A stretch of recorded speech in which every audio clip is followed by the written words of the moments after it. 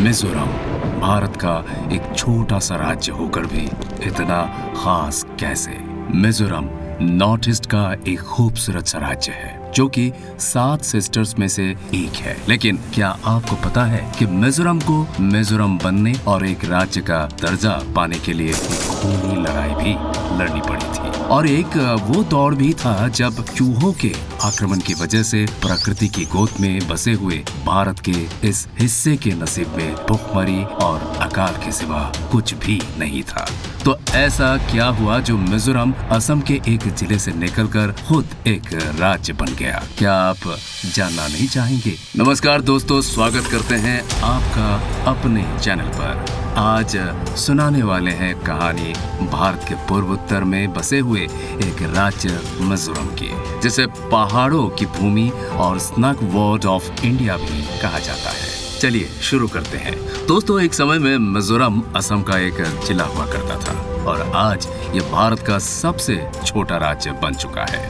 सन 1954 तक तो मिजोरम को लुथाई पर्वतीय जिला कहा जाता था। उसके बाद मिजोरम को एक केंद्र शासित प्रदेश बना दिया गया और एक वक्त ऐसा भी आया जब 1987 में मिजोरम को एक राज्य का दर्जा मिल ही गया।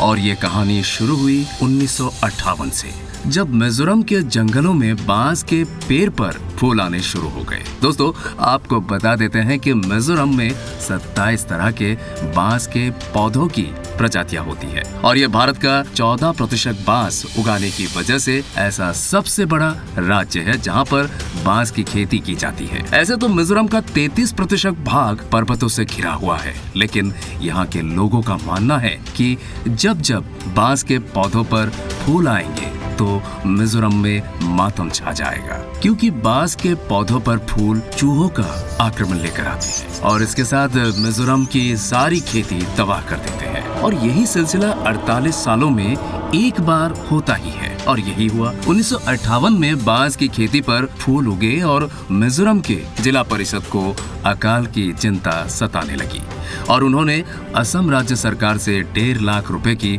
मदद मांगी। लेकिन असम सरकार को मेजो जनजाति की ये बात बिना सर पैर की लगी और अकाल मिजोरम का डर सही साबित हुआ। बांस के फूल अपने साथ मातम और चूहों के झुंड, भूखमरी और बर्बादी लेकर आए और असम सरकार ने मदद देने के बजाय एक स्कीम लागू कर दी कि एक चूहा पकड़ने वाले को 40 पैसे की मदद की जाएगी। और यही से मिजोरम की जनता में सरकार के प्रति विरोध पनपने लगा।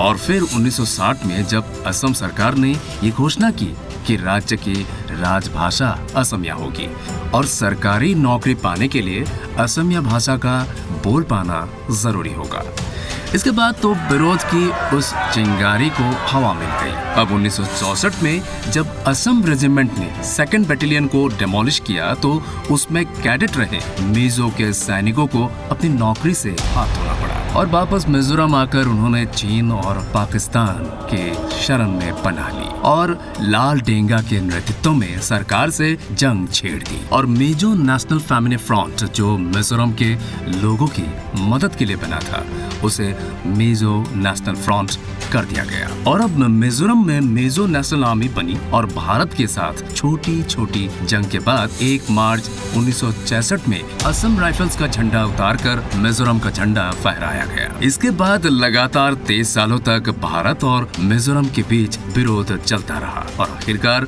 इंदिरा गांधी की मौत के बाद राजीव गांधी की सरकार में 1 मार्च 1987 को शांति समझौता हुआ और मिजोरम को एक राज्य का दर्जा मिल ही गया। ये तो थी कहानी मिजोरम के छोटे से गांव से राज्य बनने की। आगे ऐसे कहानियां आपको और भी सुनने को मिलेगी। ऐसे दिलचस्प कहानियों के लिए हमारे चैनल को सब्सक्राइब करना ना भूलें।